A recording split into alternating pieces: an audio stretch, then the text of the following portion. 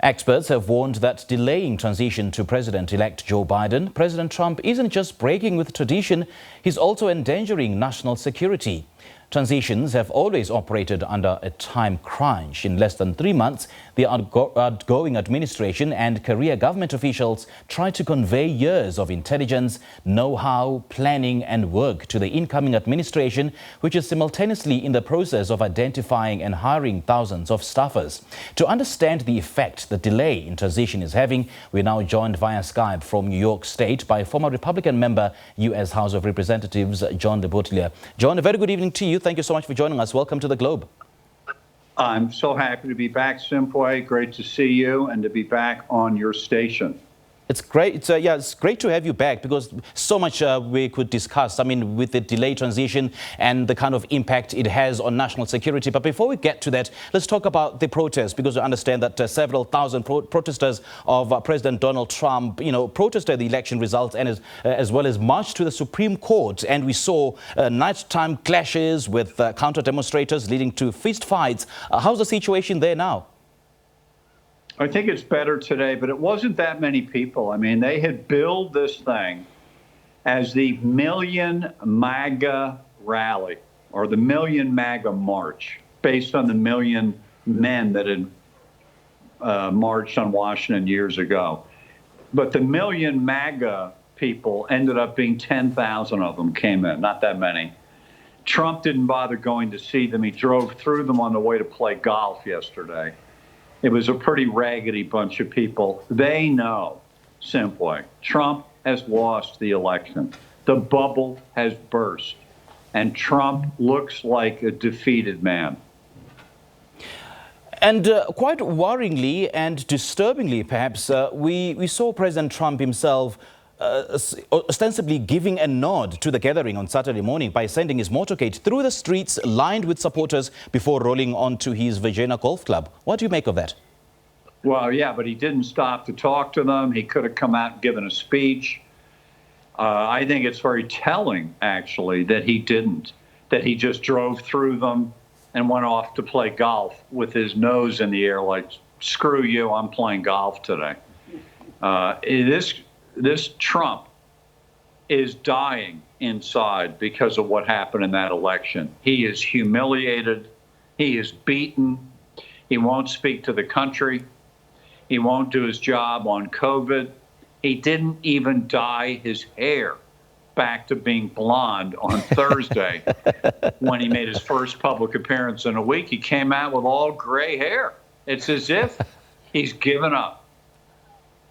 But has he, though? Has he given up? And what could have possibly changed his mind conceding Joe Biden's, victory? Well, I mean, facts are facts. He is losing in 5 states that he won 4 years ago: Wisconsin, Michigan, Pennsylvania, Arizona, Georgia. He's behind in all of them substantially. All of them except Georgia have officially been called for Biden. Trump has no way of becoming president. That's not happening. He can't get there. And I think part of him knows it, but he can't admit it. He did tweet earlier that Biden won, but it was only because of fraudulent votes. All right, at least he admits Biden won. There are no fraudulent votes, simply. That is a pathetic excuse. It's untrue. We ran a very clean and efficient election, especially given the massive amount of mail-in ballots because of COVID. And I think America should be proud of how well we ran the election and how clean it was. Well, conceding an opponent's victory is one thing, but actually helping the opponent and the incoming president with his duties in terms of transition is a totally different thing. Do you think Trump will do that? Well, he doesn't want to do it. He doesn't care about the country or the incoming administration. He doesn't care. But sometime in the next 10 days, most of our states will officially certify who won their state, and it'll be Biden winning those states. And when he gets to 270 electoral votes, I believe the transition will have to begin, that the GSA, that's our Government Services Administration, will authorize the unlocking of the transition funds, the office space, all the briefings, the background checks done on potential appointees by Biden. To be safe, let's say by the end of November, I think the transition will be up and running. Yeah, it will have cost Biden 3 weeks because of Trump's petulance. But I also think it's because Biden has just been in the government for 45 years. He can get up to speed faster than most people can.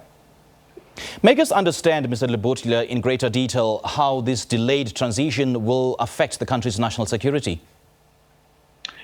Okay, number one, during our transition, as Biden begins to figure out who he's going to appoint to the 3,000 political jobs in all the departments of the executive branch, the Defense Department, the State Department, the Justice Department, the CIA, all of them have people that he wants to put in.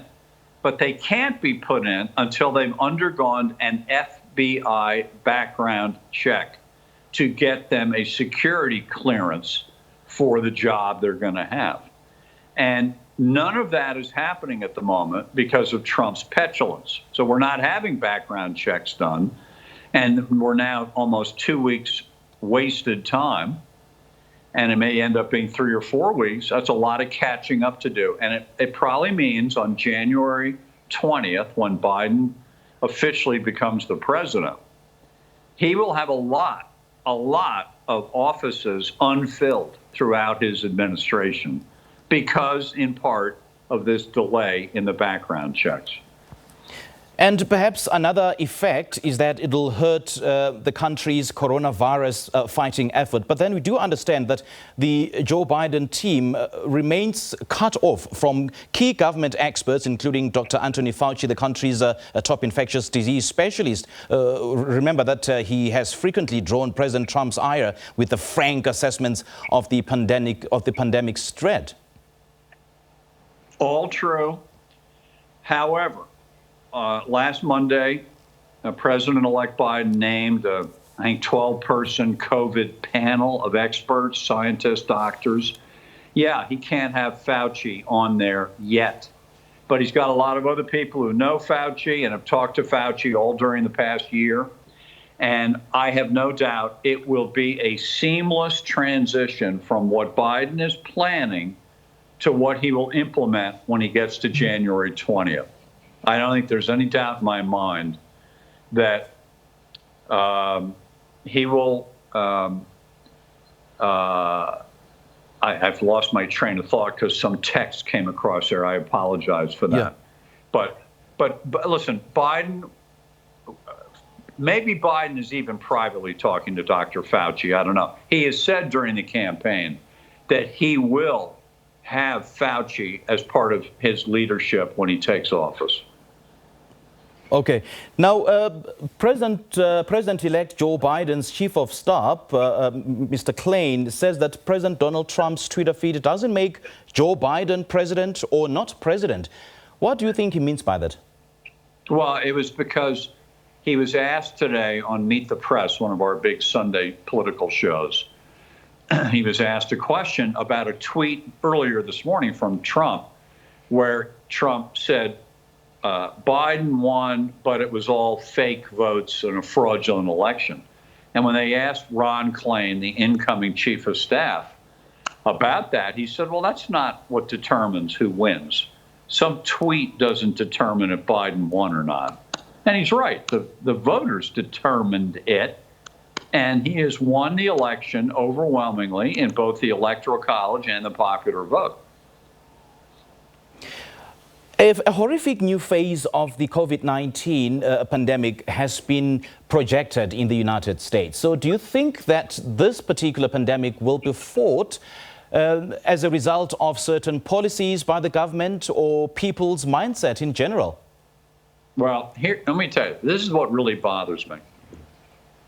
We've had this thing going on in the world since late February, early March. And in America, unlike every other country, except maybe Brazil, we have a president who goes against the science, who mocked mask wearing, who minimized the danger of the COVID. And it exploded upwards, and Trump sort of poo-pooed the thing. Now we're in the second phase of it, which apparently looks like it's going to be much worse than the first phase of last March, April, and May. I mean, the spiking everywhere in all 50 of our states is straight up. And we are now going to have a president in Joe Biden who will not mock the science, who will attempt to teach the country how we have to work together. And it's not that hard. If everybody wears a mask whenever they're outside and around other people, in or out, but I mean, you go shopping, an office, wherever you go, train station, an airport, put the mask on right away. We're saving tens of thousands of lives. And we won't have a president anymore who mocks the wearing of masks. We won't have a president who goes around the country with all the people around him not wearing a mask. What kind of image did that set and send to the half the country that likes Trump? Inasmuch as cooperating with the incoming leader is part of tradition in the United States, but then do you think it should be legal? Like, it should be mandatory for an outgoing leader to help and assist the incoming administration? Because, for instance, Biden's advisory panel needs to know what plans are being made to distribute a potential vaccine. Well, that would be good. I don't know about mandatory, but what it has is pretty soon it will be triggered that the transition will begin. As I said, when the states certify their votes, which in some cases is this coming week, at some point there, the head of the GSA will sign this letter that authorizes the transition to officially begin. So we'll get through it. You know, I know Trump is causing trouble. The big thing, Simpway, that we all ought to be happy about is he has been defeated. He's a beaten man. He knows he's beaten. He is a loser. And the American people had a message for him. You're fired. Well, Mr. John Leboutillier, great chatting to you as always. Thank you so much for your time.